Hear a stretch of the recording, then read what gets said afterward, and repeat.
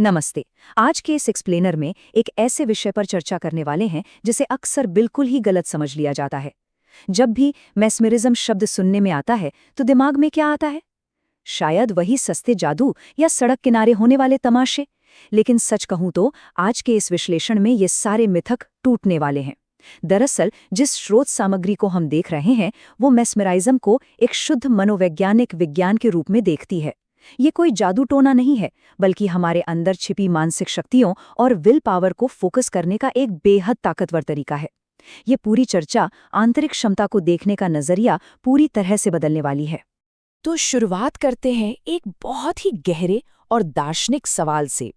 एक बार महान दार्शनिक सुकरात से मानव जीवन और उसकी ऊर्जा के बारे में एक बड़ा ही सीधा सा सवाल पूछा गया था।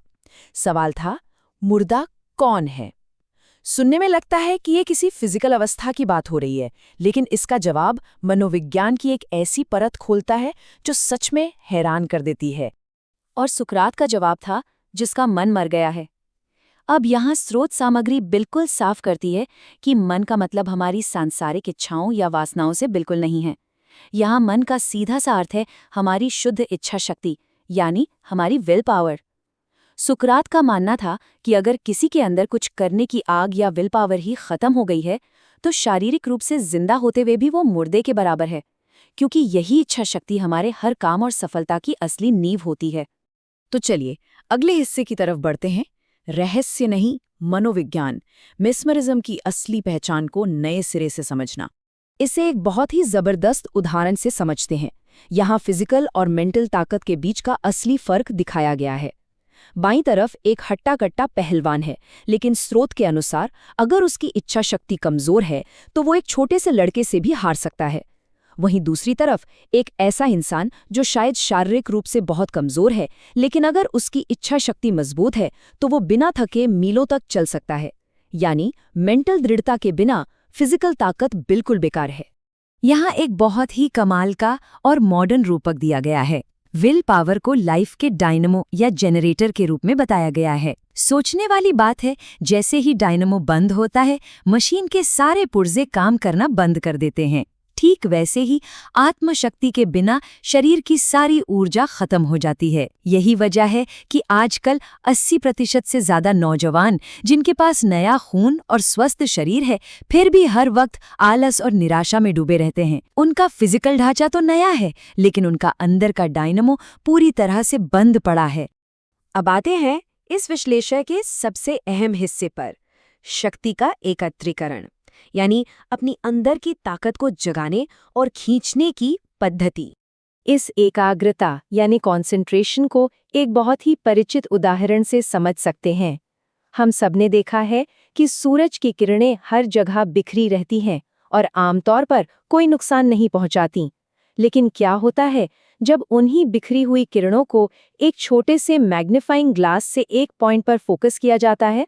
वो भयानक आग पैदा कर सकती हैं। हमारे विचार भी बिल्कुल इन्हीं किरणों की तरह होते हैं। जब बिखरे होते हैं तो पावरलेस होते हैं, लेकिन जब उन्हें विल पावर के लेंस से फोकस किया जाता है तो वे किसी भी रुकावट को जलाकर राख कर सकते हैं।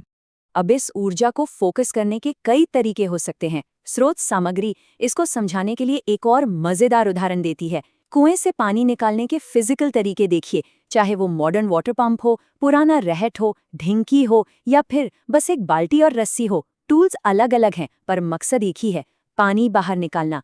ठीक वैसे ही आत्मशक्ति को जगाने के कई मनोवैज्ञानिक या आध्यात्मिक अभ्यास हो सकते हैं, जैसे ध्यान या त्राटक। तरीके भले ही बदल जाएं, लेकिन बेसिक सिद्धांत वही रहता है, अपनी शक्तियों को एक जगह इकट्ठा करना।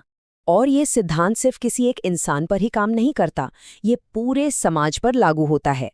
ध्यान देने वाली बात है कि आज दुनिया भर में जितने भी बड़े संगठन हैं, चाहे वो धार्मिक सभाएं हों, पॉलिटिकल लीग हों, नेशनल कांग्रेस हो या यूथ ऑर्गेनाइजेशंस हों, ये सब इसी एकत्रीकरण के सिद्धांत पर चलते हैं। जब कई लोग अपनी इच्छा शक्ति को एक साथ मिला लेते हैं तो वो समाज की एक बहुत बड़ी ताकत बन जाती है। असल में संगठन ही शक्ति है और ये मेस्मरिज्म के बेसिक सिद्धांत का ही एक बड़ा सोशल रूप है। इतिहास और आत्मविश्वास। अब देखते हैं कि वक्त के साथ इस शुद्ध और केंद्रित इच्छा शक्ति के क्या-क्या उदाहरण देखने को मिले हैं। सबसे पहला उदाहरण हमारी पौराणिक कथाओं से आता है। हनुमान जी का किस्सा तो सुना ही होगा। उनके पास समुद्र पार करने की अनंत क्षमता थी, लेकिन वो अपनी उस असीम ताकत को बिल्कुल भूल चुके थे और खुद को शक्तिहीन मान रहे थे। जब तक जामवंत जी ने उन्हें याद नहीं दिलाया कि उनके अंदर कितनी अपार शक्ति छिपी है, तब तक कुछ नहीं हुआ। लेकिन जैसे ही उन्हें अपनी उस पावर का एहसास हुआ, वो आसानी से समुद्र पार कर गए। यह दिखाता है कि असीम शक्ति चाहे कितनी भी हो, आत्म जागरूकता के बिना वो किसी काम की नहीं। इसके बाद स्रोत एक बहुत ही प्रभावशाली ऐतिहासिक उदाहरण की तरफ मुड़ता है। ये नंबर 18 अपने आप में एक बहुत बड़ा प्रतीक है। गौर करने वाली बात है, 70 साल की उम्र में एक बिल्कुल जीर्ण क्षीण शरीर वाले महात्मा गांधी हर दिन 18 घंटे काम करते थे। ये इस बात का स्पष्ट सबूत है कि उनके अंदर वो विशाल डायनामो लगातार चल रहा था।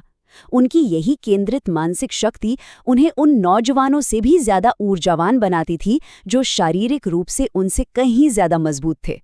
एक और बड़ा ही दिलचस्प किस्सा नेपोलियन का है।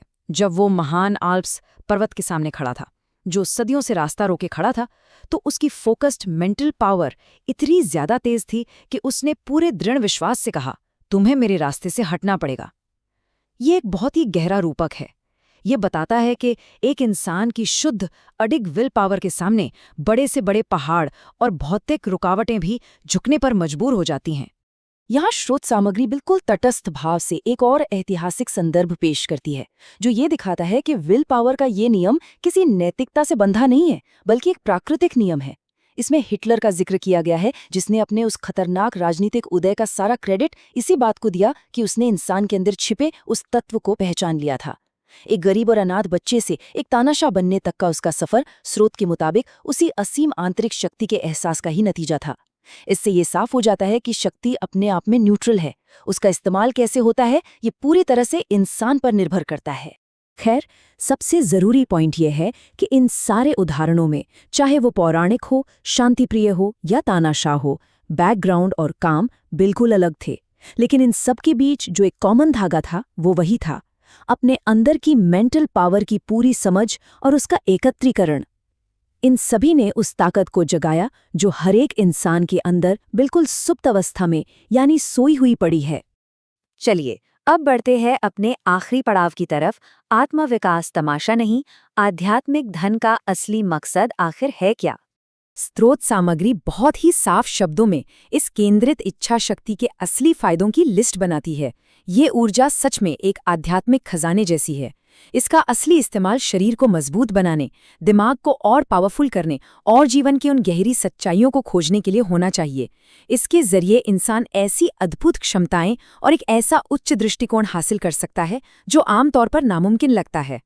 लेकिन क्या हमेशा ऐसा होता है?